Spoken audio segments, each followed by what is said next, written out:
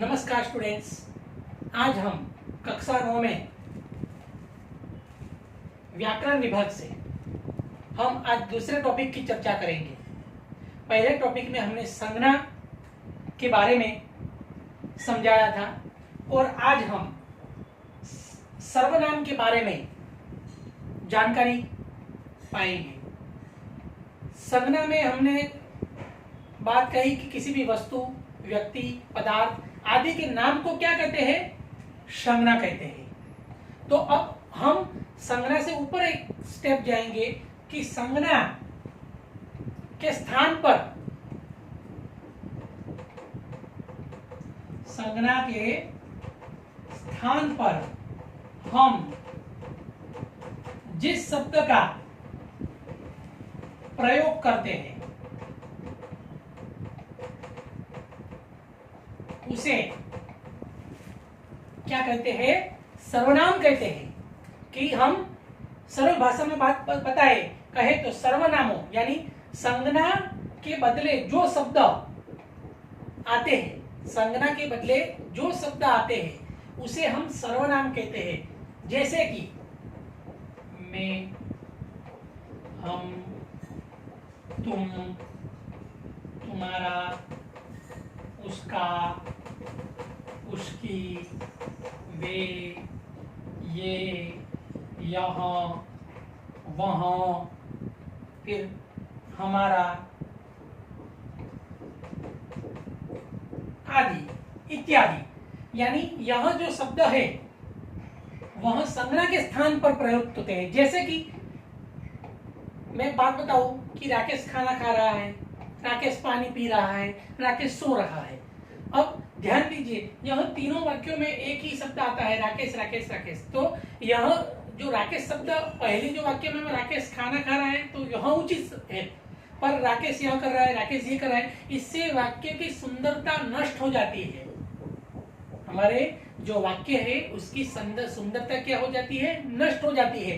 यानी वाक्य की सुंदरता के लिए हम संज्ञा के स्थान पर उचित शब्द का प्रयोग करते हैं। और संज्ञा जो होती है वस्तु, पदार्थ या नाम को संज्ञा कहते हैं, हमने बताया।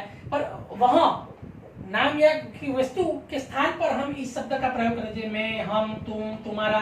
कि राकेश खाना खा रहा है, वह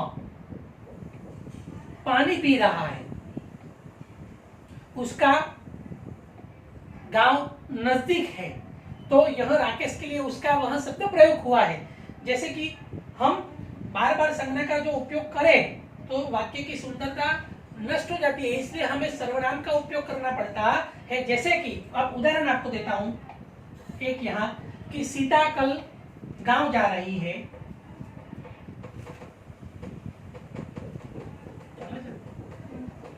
सीता कल गांव जा रही है। दूसरा वाक्य लिया है, सीता अपनी बड़ी बहन के साथ जाएगी। सीता अपनी बड़ी बहन के साथ जाएगी। और तीसरा उदाहरण देता हूं, सीता का बहुत मन था गांव जाने का। यह तीन वाक्य आपने दिए हैं जिसमें मैंने सीता, सीता और सीता का प्रयोग किया है। ध्यान दीजिए इधर कि सीता कल गांव जा रही, यह उचित वाक्य है, वाक्य की सुंदरता इससे बनी रहती है। पर दूसरे वाक्य में सीता अपनी बहन के साथ जा रही है, सीता का बहुत मन था गांव जाने का। तो यह वाक्य की सुंदरता स्टूडेंट्स क्या कर देता है? कम कर देता है। तो सीता की जगह हम दूसरे वाक्य में कैसे बताएंगे? पहले वाक्य में सीता कल गांव जा रही है, सही है। तो अब सीता अपनी बहन के साथ जाएगी, तो सीता की जगह हम क्या करेंगे? सर्वनाम का उपयोग, वो अपनी बड़ी बहन के साथ जाएगी।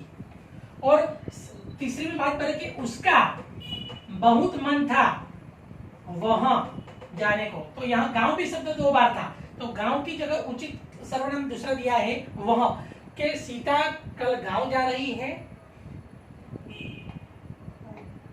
वह अपनी बड़ी बहन के साथ जा रही है, और उसका बहुत मन था वहां जाने को। वहां का अर्थ क्या है? गांव जाने को। यानी संज्ञा के स्थान पर हम जिस शब्द का प्रयोग किया है तो वह हमारा सर्वनाम कहलाता है, यानी वाक्य की सुंदरता भी बनी रहती है। बहुत सरल अर्थ है, अब ध्यान दीजिएगा और अन्य उदाहरण भी आप बना सकते हैं। अब हम बात करेंगे सर्वनाम के प्रकारों की।